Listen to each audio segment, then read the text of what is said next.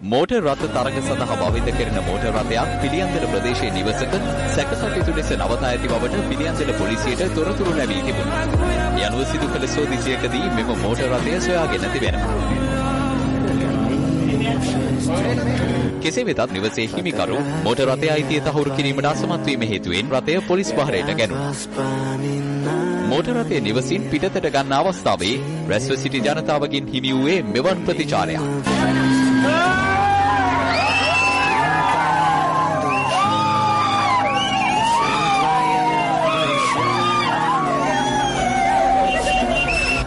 අදාළ මෝටර් රථය ලියාපදිංචි නොකළ එකක් බවට පසුව අනාවරණය වූ බව පොලිස් මාධ්‍ය ප්‍රකාශක ජ්‍යෙෂ්ඨ පොලිස් අධිකාරී අදිත් රෝහණ මහතා සඳහන් කළා.